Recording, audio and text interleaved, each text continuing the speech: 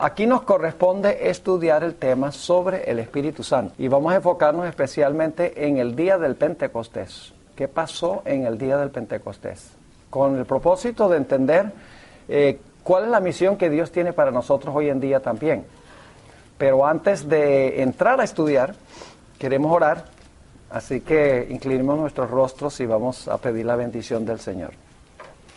Padre Celestial, gracias te damos por el privilegio de encontrarnos en estas reuniones.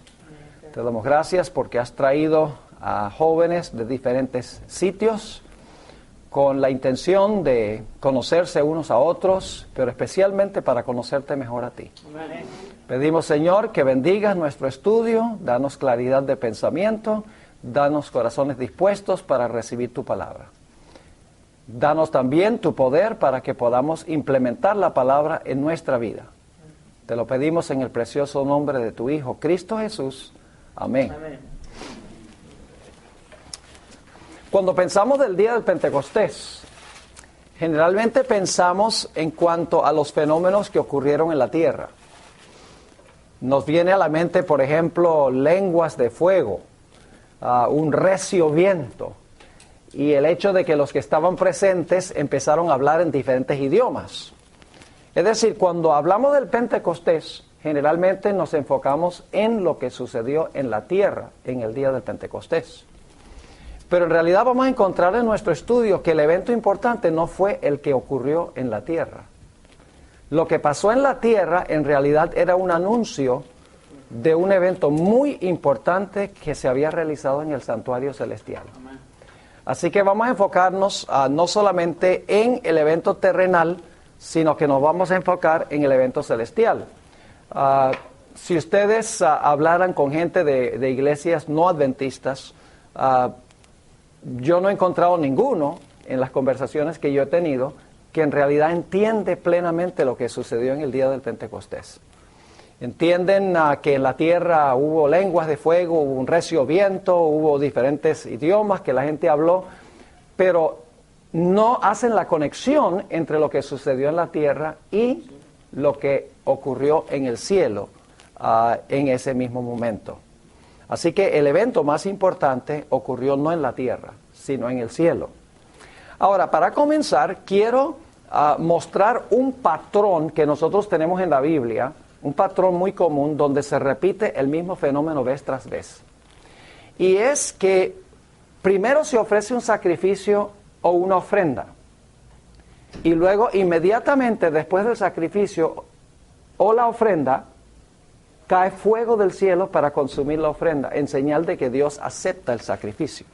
Ese es un fenómeno que se ve a través de toda la Escritura.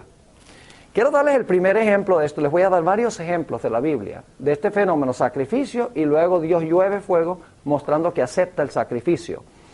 El primer ejemplo no está directamente mencionado en la Biblia, pero el Espíritu de Profecía sí lo menciona. Y a la luz de todos los otros casos, sabemos que así sucedió. Se refiere la hermana White al sacrificio que ofreció Abel y cómo Dios mostró que aceptó el sacrificio de Abel. En la revista Signs of the Times, Señales de los Tiempos, febrero 6 de 1879, la hermana White dice: Dios aceptó este sacrificio y fuego descendió del cielo y lo consumió. Ahora, la Biblia sí menciona que Abel ofreció un sacrificio, en Hebreos 11:4. Lo que no menciona es que el fuego cayó del cielo y consumió el sacrificio. Pero la hermana White dice aquí: Dios aceptó el sacrificio. Y entonces luego dice: fuego descendió del cielo y lo consumió. Dios mostró que aceptó el sacrificio consumiéndolo con fuego del cielo. Ahora, el siguiente ejemplo lo encontramos cuando se inauguró el tabernáculo en el desierto. Ustedes saben que se construyó una carpa que se movía con el pueblo y luego cuando se paraban armaban la carpa al tabernáculo. Pues cuando se inauguraron los sacrificios en ese tabernáculo, quiero que noten lo que sucedió. Levítico 9, 22 al 24. Levítico 9, 22 al 24. Y yo debatí si copiar todo esto para dárselos en forma escrita, y decidí que les voy a dar esto en forma escrita al final. Así que si se quedan para todo el seminario, van a recibir al final copia de todo lo que yo les voy a presentar. Decidí no dárselo por adelantado porque entonces se vuelven flojos y no buscan los versículos. Yo sé, porque yo enseño en AFCO, en la Escuela de Evangelismo de Amazing Facts, y en el pasado les he dado todo copiado, y entonces ni siquiera buscan en la Biblia, sencillamente leen el material. Por eso yo quiero que se concentren, busquen en la Biblia y presten atención, y al final lo van a tener.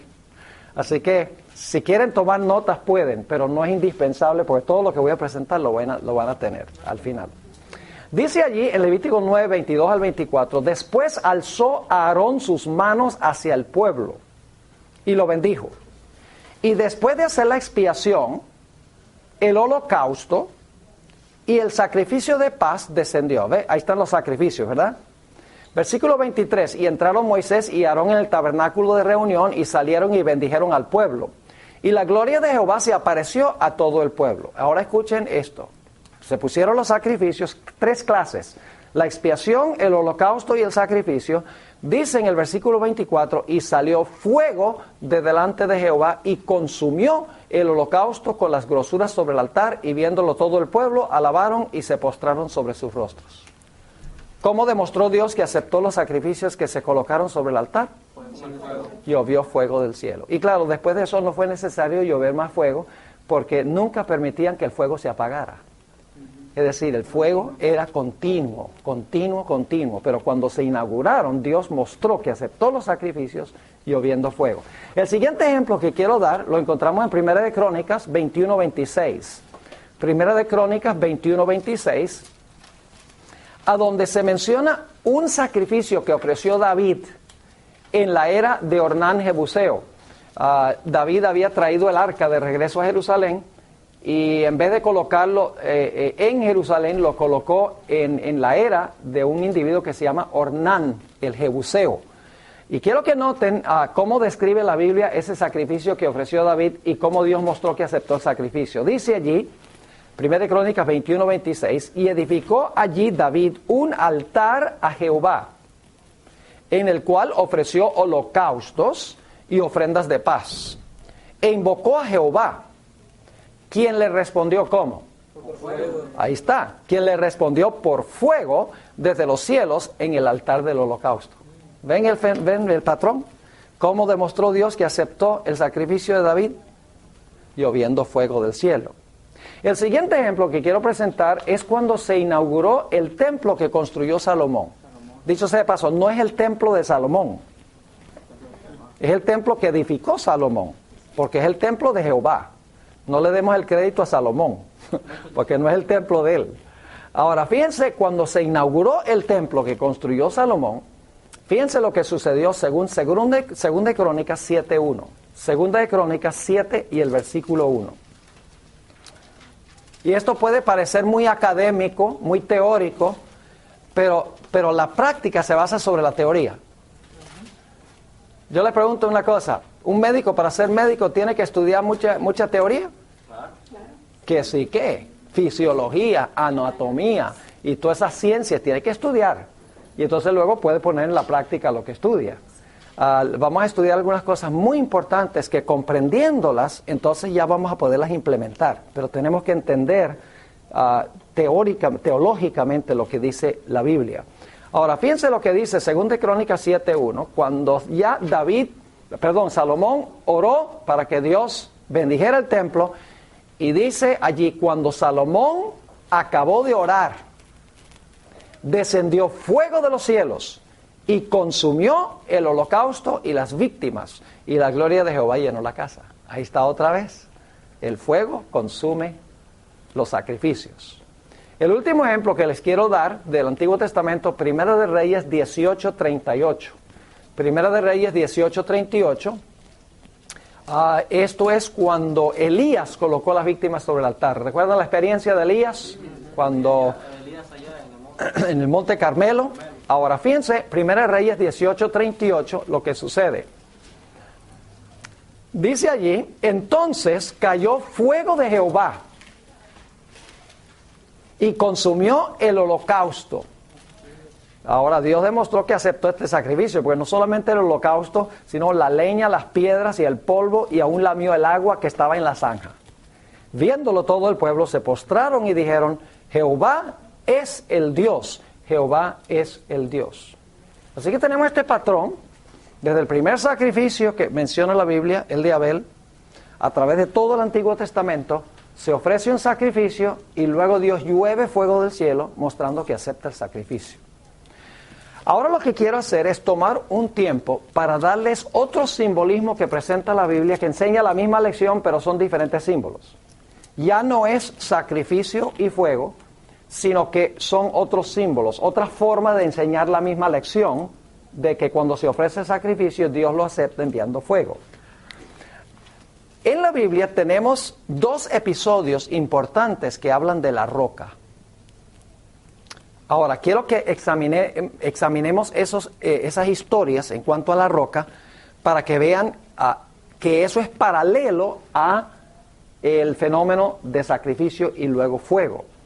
El primer episodio está en Éxodo 17, 1 al 6. Éxodo 17 y el versículo 1 hasta el versículo 6.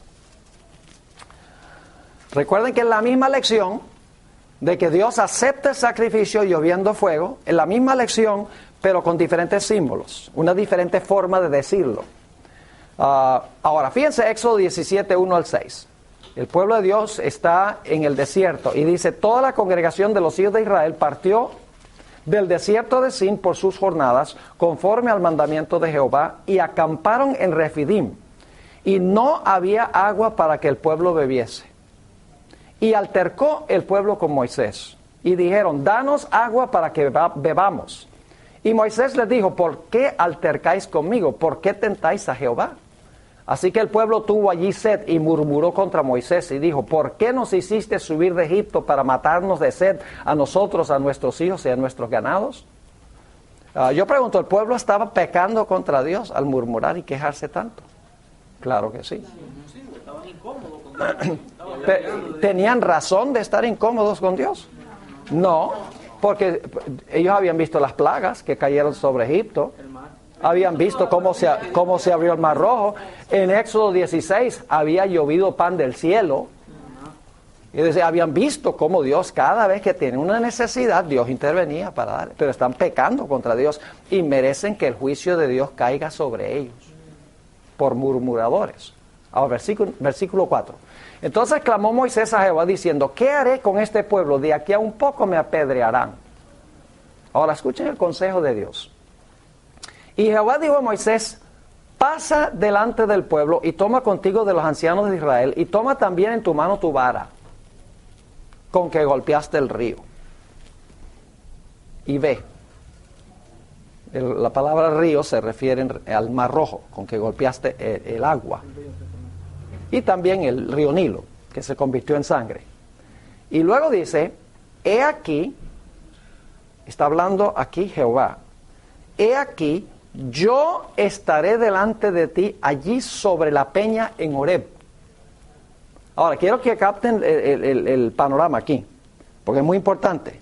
Está la peña, que es una peña real, una peña literal, y Jehová está diciendo, yo voy ahí y me voy a parar encima de la peña. En la peña, dice, voy a estar en la peña delante de ustedes. Lo interesante es que tenemos allí el símbolo y lo que representa el símbolo. Porque el símbolo es la roca, pero lo que representa el símbolo es Cristo, quien está sobre la roca. Tenemos la realidad y tenemos también la sombra. Ahora fíjense lo que sigue diciendo.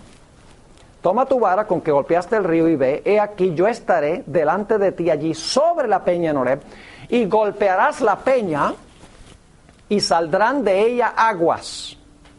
Y beberá el pueblo, y Moisés lo hizo así en presencia de los ancianos de Israel. Así que hay tres símbolos que necesitamos entender en esta historia para poder entender lo que Dios quiso enseñar. En primer lugar, tenemos la roca. En segundo lugar, tenemos la vara. Y en tercer lugar, tenemos el agua que sale de la roca cuando se golpea la vara, se golpea la roca con la vara.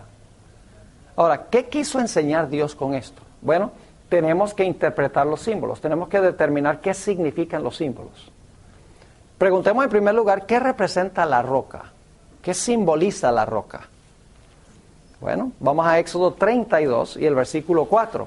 La Biblia se explica a ella misma cuando comparamos un versículo con otro versículo. Noten Deuteronomio 32 y el versículo 4.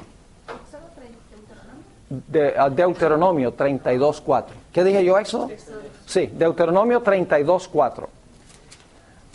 Yo pregunto, ¿creen ustedes que aún el pueblo de Israel podría haber entendido que la roca no era sencillamente una piedra, sino que representaba algo más que una roca? Claro. ¿En el Antiguo Testamento podrían haber sabido eso? Sí. Claro que sí. Ya allá podrían haberlo sabido. Y ustedes dicen, ¿cómo saben? Bueno, noten lo que dice Deuteronomio 32, 4. Hablando de Dios, dice, Él es la roca cuya obra es perfecta. ¿Quién es la roca? Jehová es la roca, ¿verdad? Jehová es la roca. Entonces, ¿qué representa la roca? La roca representa a Jehová. Pero yo pregunto, ¿quién es este Jehová que se menciona aquí? El Padre es Jehová, el Hijo es Jehová y el Espíritu Santo también es Jehová. Pero la pregunta clave es, ¿cuál de las tres personas es la roca aquí? No hay que adivinar. Vayan a 1 Corintios 10 y el versículo 1 al 4. Nos dice quién era esa roca, quién representaba esa roca. 1 Corintios 10 y el versículo 1 al 4. Muy importante estos detalles. 1 Corintios 10, 1 al 4. Aquí el apóstol Pablo está relatando algunas experiencias de la historia de Israel.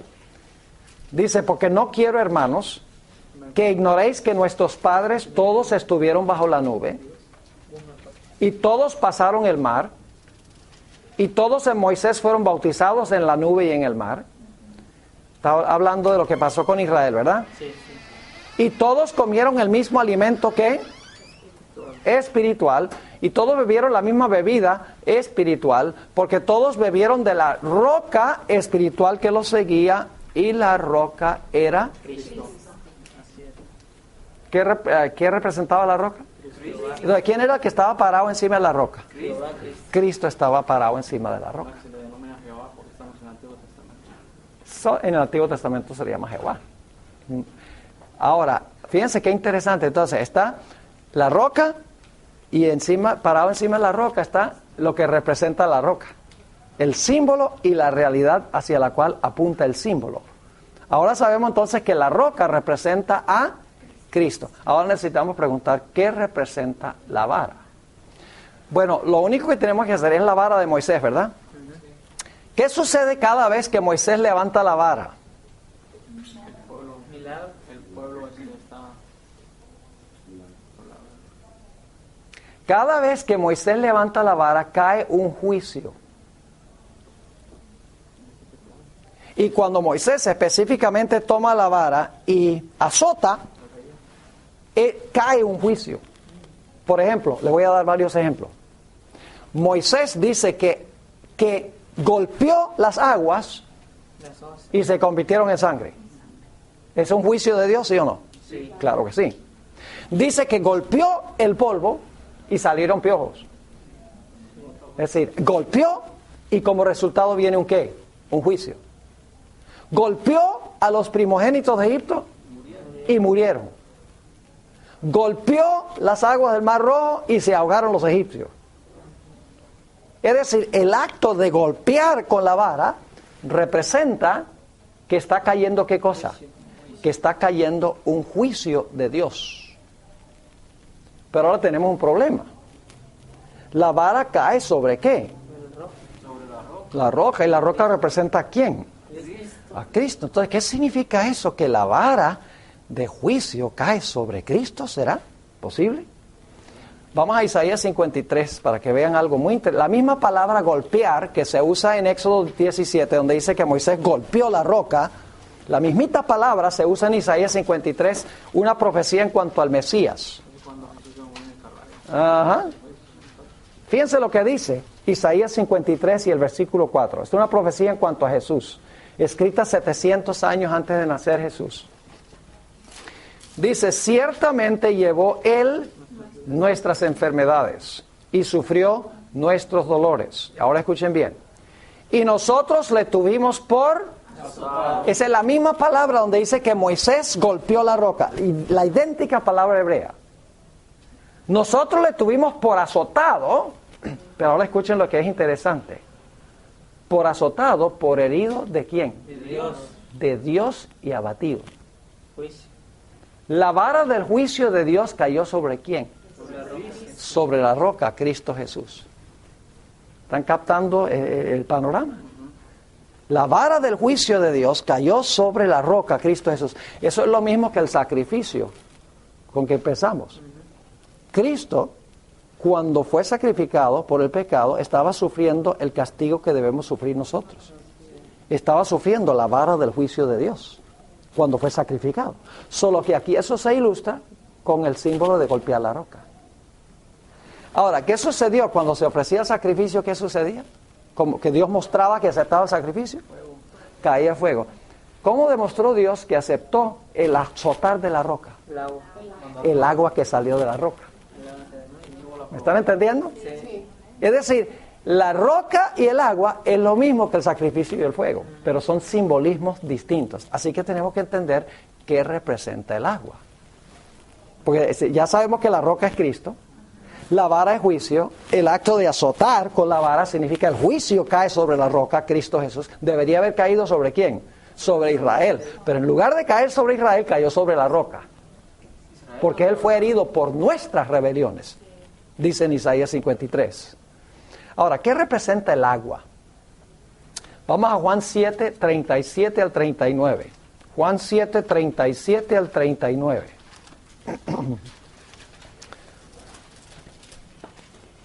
Jesús nos dice qué representa el agua. ¿Y en qué momento fue que salió el agua de la roca? La roca da el agua y la roca representa a Cristo. Así que Cristo es el que da ¿qué cosa? Es el que da el agua. El agua sale de Cristo. Ahora, ¿qué es el agua? Noten lo que dice Juan 7, 37. En el último y gran día de la fiesta, esta es la fiesta de los tabernáculos, el octavo día de la fiesta de los tabernáculos, dice, Jesús se puso en pie y alzó la voz diciendo, si alguno tiene sed, venga a mí y beba. Interesante. ¿Quién es el que tiene el agua para dar? Cristo. Jesús, así que Él es la roca, ¿verdad? Dice, venga a mí y beba. Ahora escuchen bien, el que cree en mí, eso es muy importante, el que cree en mí, es decir, el que recibe a Cristo como su Salvador, el que confía en Él como su Salvador, el que se arrepiente y confiesa su pecado y acepta a Cristo como su Salvador, como dice la Escritura, escuchen bien, de su interior, ¿del interior de quién? Del que cree en Cristo. De su interior correrán ríos de agua viva. Ahora, yo no sé si ustedes están captando el cuadro aquí. Jesús dice primero, ven y ¿qué? El que tiene sed, ven y beba. ¿Y qué hacemos cuando bebemos? ¿Nos llenamos de qué? De agua. Nos llenamos de agua. Y entonces dice que de nuestro vientre, el agua que nosotros bebimos, ahora salta para vida eterna, para otras personas. Es decir, de su interior correrán ríos de agua. Es decir, bebemos del agua y ahora nosotros llegamos a ser fuentes de agua. Vamos a ser ríos. Ríos, exactamente. Y llegamos a ser ríos de agua viva. Es decir, el agua entra y luego el agua ¿qué? El agua que entró es el agua que sale. Ahora, ¿a qué se refería Jesús? Versículo 39 es el versículo clave. Esto dijo del Espíritu. ¿Qué representa el agua? El Espíritu. Esto dijo del Espíritu que habían de recibir, fíjense, no lo habían recibido todavía, ¿verdad? Que habían de recibir los que creyesen en Él. ¿Quiénes reciben el agua? Los discípulos, los creyentes. ¿Todo el mundo recibe el agua? No. ¿Los que qué? Los que creen en Él. Los que confían o creen en Él. Los que se arrepienten, confiesan su pecado, confían en Cristo, se convierten. Dice, esto dijo del Espíritu que habían de recibir, no lo han recibido todavía aquí, ¿verdad? Dice Que habían de recibir los que creyesen en Él. Ahora escuchen, porque aún no había venido el Espíritu Santo, porque Jesús no había sido aún glorificado. ¿Cuándo fue glorificado Jesús? En el día del Pentecostés. No, bueno, en realidad no fue en la cruz. en realidad fue cuando Cristo fue instalado como sumo sacerdote en el santuario celestial en el día del Pentecostés. Así es, cuando fue presentado por el Padre con sus ángeles. Ahora yo pregunto una cosa entonces. ¿Cómo demostró Dios que Él aceptó el sacrificio de Cristo? A la luz de lo que hemos estudiado, ¿cómo demostró Dios que Él aceptó el sacrificio que ofreció Jesús? Roca y agua. Mandando el Espíritu Santo en el día del Pentecostés. Sí, porque los discípulos, esa era la señal que el Padre había aceptado este sacrificio de Estaban Cristo. esperando eso. Es decir, que lo que pasó en la tierra, sencillamente era un anuncio Fue el cumplimiento de algo que estuvo en el cielo. de que Dios el Padre ahora estaba diciendo, el sacrificio de Cristo ha sido aceptado. Y el Espíritu Santo está disponible. Pero Jesús ya había... Ahora fíjense, déjenme ilustrar el punto. El que bebe el agua llega a ser una fuente de agua. Les doy otra ilustración para que podamos entender. Salimos en una noche bien clara aquí en Fresno, porque hay muchas en el verano.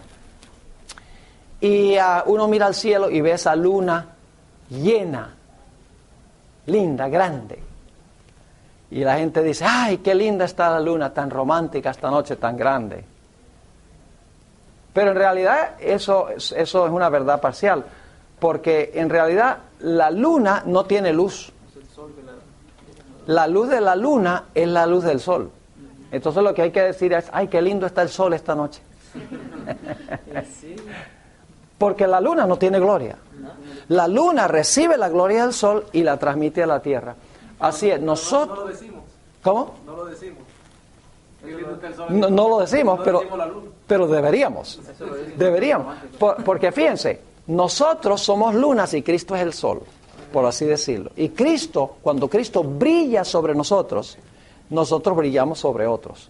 Cuando nosotros bebemos el agua, nosotros llegamos a ser ríos de agua para otras personas. Si no somos ríos, es porque no hemos bebido. ¿Me están entendiendo? La mayor señal, escuchen, la mayor señal de que estamos convertidos y en verdad amamos a Jesús es que vamos a querer contarle a otros la experiencia que hemos tenido. Eso es lo que nos está enseñando esto. Y les voy a dar una ilustración antes de terminar. Así que el agua representa ¿qué cosa? El Espíritu. Fíjense, 1 Corintios 12, 13, lo dice claritos. 1 Corintios 12 y el versículo 13. El apóstol Pablo dice, porque por un solo espíritu fuimos todos bautizados en un cuerpo, sean judíos o griegos, sean esclavos o libres, y a todos se nos dio, escuchen bien, a beber de un mismo espíritu. ¿Qué es lo que bebemos? Agua. Bebemos el agua, bebemos el Espíritu Santo, ¿verdad? Y luego, ¿qué hacemos después que bebemos el Espíritu Santo, que recibimos el Espíritu Santo? ¿Qué hacemos? Salta para adentro. Salta de nuestro interior ríos de agua viva para salvar a otras personas. Recibimos para dar. Y fíjense lo que pasó en el día del Pentecostés. Esto es lo que es interesante. Jesús dijo, recibiréis poder. Y luego dice, y me seréis testigos. Así es. Mayores cosas, ¿verdad? ¿Están entendiendo? Sí. Recibiréis poder es beber el agua. Y me seréis testigos, ahora es que el agua salta de nuestro interior para alcanzar a otras personas. Amén. Si no estamos testificando, no tenemos una relación con Cristo. La hermana White dice que toda persona que tiene unión con Cristo impartirá luz. Si no estamos impartiendo luz es porque no tenemos conexión con la fuente de la luz. Se desamarró el cable por algún lado. Es cuando Pablo y Silas fueron llenos del Espíritu Santo, fueron a testificar. Siempre. En el libro de Hechos siempre es eso. Y el domingo les voy a hablar sobre el don de lenguas. De Hechos 2, que es mal entendido por la mayoría de los cristianos. El don de lenguas es muy interesante. Ahora, vamos al segundo episodio sobre la roca. Números 20, 7 al 11. Números 20, 7 al 11. Les mencioné que había dos episodios, ¿verdad? Sí. ¿Entienden el primero? Lo que quiso Dios enseñar con el primero. Ahora vamos a ver el segundo. Es un Números 20 y el versículo 7 al 11. Es un poquito diferente este segundo relato. Es parecido, pero tiene una diferencia muy importante. Números 20 y el versículo 7 dice, y habló Jehová a Moisés diciendo, toma la vara, fíjese que tenemos la vara, y reúne la congregación, tú y Aarón tu hermano. Ahora fíjense la diferencia. En el primer episodio era golpear la roca, pero ahora le dice, y hablad a la peña a vista de ellos, y ella dará su agua. ¿Ven la diferencia? La primera vez que había que hacer, juicio sobre la roca, pero la segunda vez para recibir el agua solo había que ¿qué? Pedirle el agua a la roca. Ahora fíjense lo que sigue diciendo, es tremendo simbolismo, la Biblia es profunda. Dice aquí, y ella dará su agua, y le sacarás aguas de la peña y darás de beber a la congregación y a sus bestias. Entonces Moisés tomó la vara de delante de Jehová, como él le mandó, y reunieron Moisés y Aarón a la congregación delante de la peña, y les dijo, oíd ahora, rebeldes, ¿os hemos de hacer salir aguas de esta peña? Entonces alzó Moisés su mano y golpeó la peña con su vara 2 veces. Ya no habló. No le habló, no le dijo a la roca, dame tu agua, sino que golpeó la roca. ¿Por qué fue tan terrible el pecado de Moisés que lo excluyó de la tierra prometida? A veces yo me preguntaba, oye, si fue el único pecado que cometió en 40 años, según dice el relato bíblico. Todo el tiempo fue manso y fue paciente con esa gente rebelde. Imagínense, pastorear una iglesia de 1 millón de miembros, no contando mujeres y niños. Pero gente rebelde. Esto no es una iglesia normal. Es una iglesia disfuncional. Y sin embargo, 40 años paciente. Finalmente se le acabó la paciencia. Y Dios le dijo, no vas a entrar a Canaán. ¿Por qué fue tan drástico el castigo? Escuchen lo que dice el hermano White, Patriarcas y Profetas 4:42. ¿Por qué fue tan terrible? Por su acto temerario, Moisés restó fuerza a la lección que Dios se proponía enseñar. Siendo la roca un símbolo de Cristo, había sido herido una vez, como Cristo había de ser ofrecido una vez. La segunda vez bastaba hablar a la roca, así como ahora solo tenemos que pedir las bendiciones en el nombre de Jesús. Amén. Dice, al herir la roca por segunda vez, se destruyó el significado de esta bella figura de Cristo. Arruinó el símbolo que apuntaba hacia Cristo. ¿Qué página? Esa es la página 442. Ahora escuchen bien, la Biblia enseña esto. Lucas 11 y el versículo 13. Lucas 11 y el versículo 13. Dice aquí, ¿qué tenemos que hacer para recibir el Espíritu Santo hoy? Jesús tiene que morir de nuevo y tiene que seguir muriendo y el Padre tiene que castigarlo. ¿Es así? No. El libro de Hebreos dice que murió de una vez por todas. Varias veces dice, de una vez por todas. Pero ¿saben lo que enseña la Iglesia Católica? Que en cada misa se sacrifica a Cristo de nuevo. Los que han sido católicos y conocen algo de teología católica, saben, se le llama el sacrificio de la misa. Si Dios excluyó a Moisés de la tierra de Canaán, ¿cómo no va a excluir a los que hoy en día enseñan que Cristo tiene que seguir siendo sacrificado? Es blasfemia eso. Porque la Biblia dice que Jesús murió de una vez por todas. Y para recibir el Espíritu Santo hoy, lo único que tenemos que hacer es pedir. Fíjense lo que dijo Jesús, Lucas 11:13. Pues si vosotros siendo malos, sabéis dar buenas dádivas a vuestros hijos, ¿cuánto más vuestro Padre Celestial dará el Espíritu Santo a los que se lo pidan? Es decir, hoy para recibir el Espíritu Santo solamente tenemos que hablarle a la roca. Y la roca es Cristo, tenemos que pedirle el Espíritu Santo. Ahora, entonces, vamos a resumir lo que hemos estudiado porque ya nos quedan solamente unos 10, 15 minutos. ¿Hay alguna relación entonces entre la cruz y lo que pasó en el día del Pentecostés?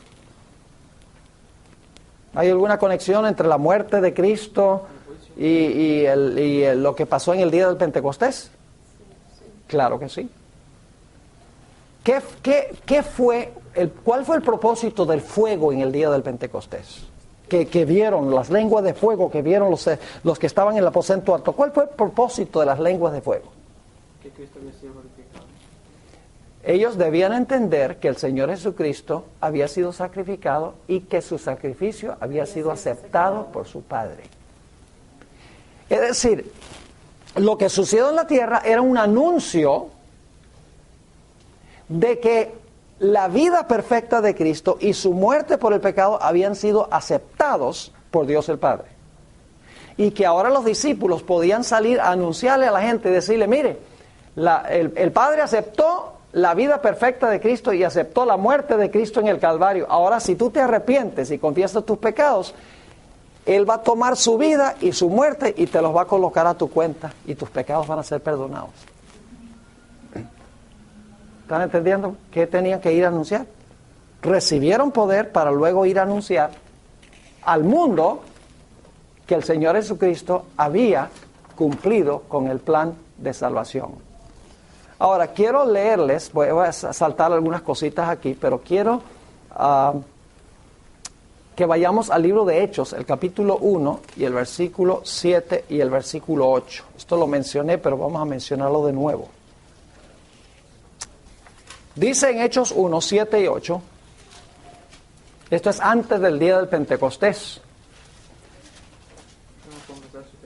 Y les dijo, no os toca a vosotros saber los tiempos o las sazones que el Padre puso en su sola potestad, pero recibiréis poder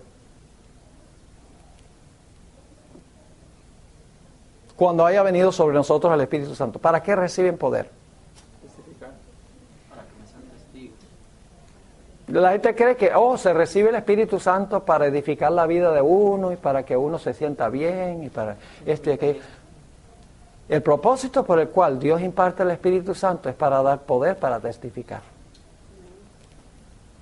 Dice, pero recibiréis poder cuando haya venido sobre vosotros el Espíritu Santo y me seréis ¿qué? Testigos. Ahí está. ¿Por qué? ¿Cuál es el propósito del poder? Testificar. Y me seréis testigos en Jerusalén, en toda Judea, en Samaria y hasta lo último de la tierra. ¿Y saben lo que es interesante? Si ustedes miran el libro de Hechos, y esto lo voy a compartir con ustedes el domingo, si están todavía acá, pero el libro de Hechos de los Apóstoles sigue el mismo orden de este versículo, porque Hechos, los primeros 5 capítulos se están realizando en Jerusalén.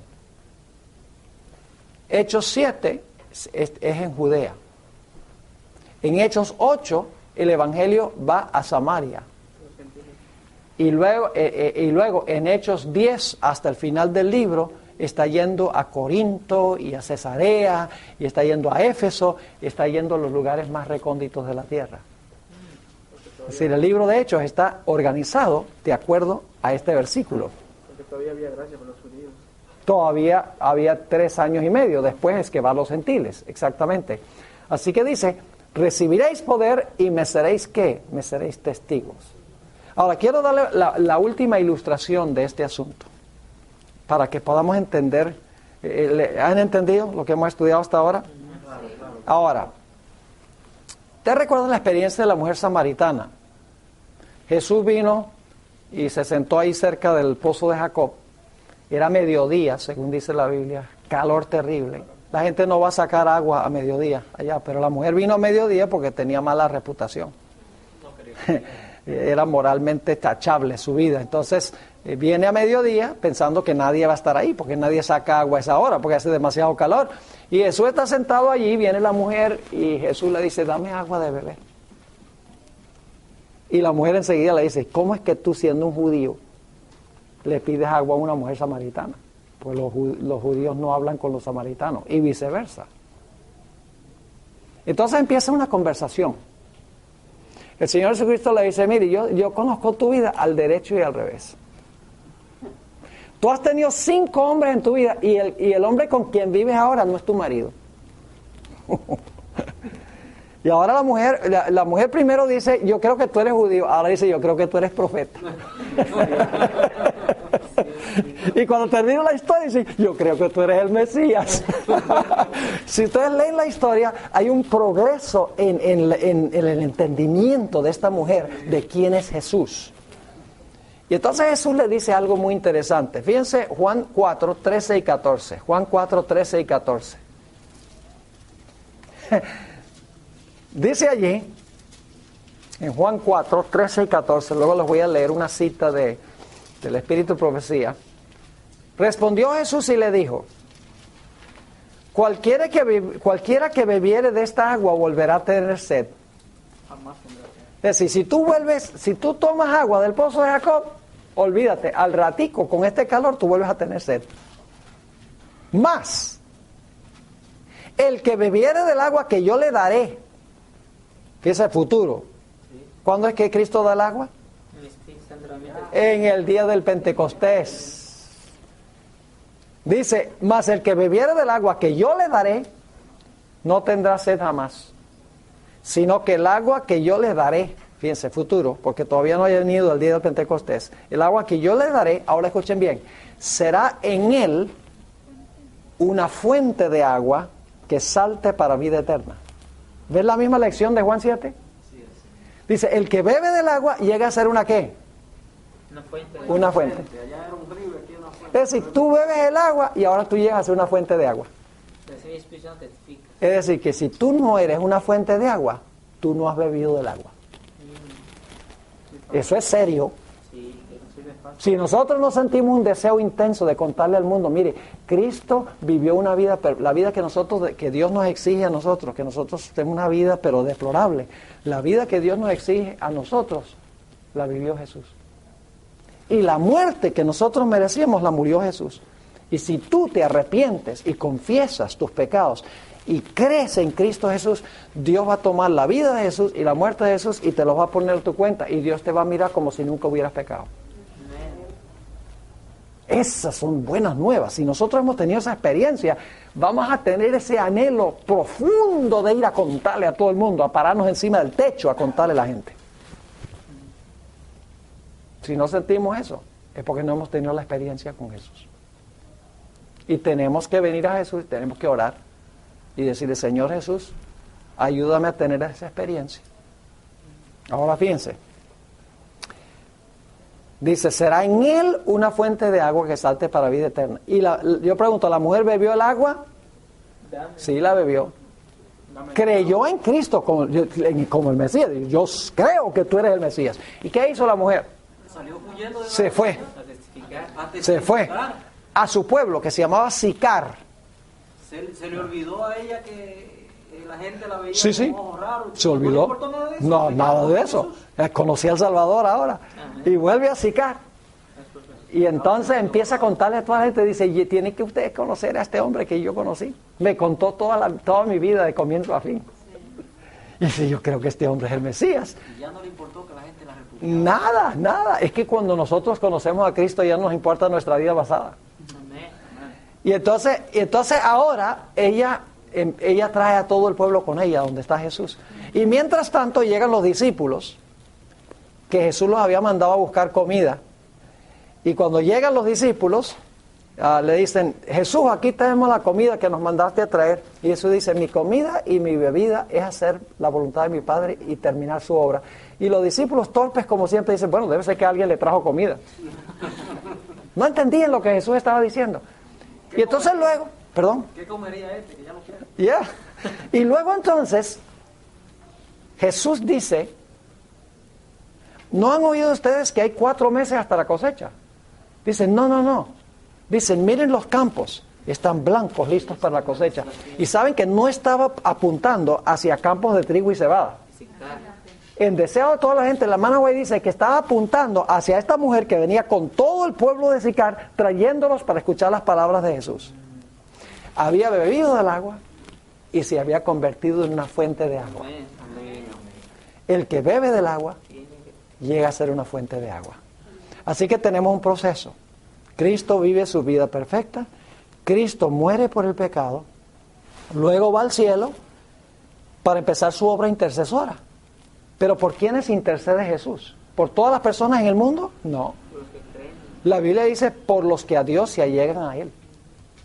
La Biblia dice que intercede solamente por aquellas personas que se arrepienten, confiesan sus pecados y creen en Jesús. Entonces, ¿cuál es nuestro mensaje? Nuestro mensaje es ir a contarle al mundo, mira, tú estás viviendo en pecado, tú estás lejos de Dios, tú estás perdido, pero mira, Jesús murió por ti. Jesús vivió la vida que tú debes vivir. Jesús ahora está en el cielo como intercesor. Si tú vienes a Él arrepentido, Él te va a representar allá ante el Padre y tú vas a ser acepto a través de Él por el Padre. Y entonces así la gente puede tener paz mental, puede tener paz en su vida, sabiendo que sus pecados han sido perdonados, porque Cristo es su representante y su intercesor en el santuario celestial. Es decir, que lo que pasó en el día de Pentecostés, las lenguas de fuego en la tierra, sencillamente fue un anuncio terrenal de que Jesús había comenzado su ministerio como sumo sacerdote intercesor, para que la gente pudiera venir a Él individual y personalmente, para recibir perdón de sus pecados. La aprobación no está Exactamente. en el lugar santo todavía. En el lugar santo, sí, no, todavía no pasó al lugar santísimo. Esto se encuentra en el Ministerio de Curación 69 y 70. Ministerio de Curación 69 y 70. Dice, tan pronto como halló al Salvador, la mujer samaritana que habló con Jesús junto al pozo de Jacob, trajo otros a él. Cuando lo halló, trajo a otros. Sigue diciendo, así dio pruebas de ser una misionera más eficaz que los propios discípulos. Ellos no vieron en Samaria indicios de que fuera un campo alentador. Decían, no, entre los samaritanos, esa gente todos están perdidos. Fijaban sus pensamientos en una gran obra futura. Decían, cuando venga el Espíritu, en el futuro. Y no vieron que en su derredor, derredor de sí, había una mies que cegar. Pero por medio de la mujer a quien ellos despreciaron, toda una ciudad llegó a oír a Jesús. Ella llevó enseguida la luz a sus compatriotas. Esta mujer representa la obra de una fe práctica en Cristo. Y luego viene esa famosa cita que posiblemente han oído. Cada verdadero discípulo nace en el reino de Dios como misionero. Apenas llega a conocer al Salvador, desea hacerlo conocer a otros. La verdad salvadora y santificadora no puede quedar encerrada en su corazón. El que bebe del agua viva llega a ser una fuente de vida. El que recibe se transforma en un dador. Tremenda cita. Ahora sí vamos a tomar el break y entonces luego en la próxima sesión vamos a hablar de la elección del sucesor de Judas.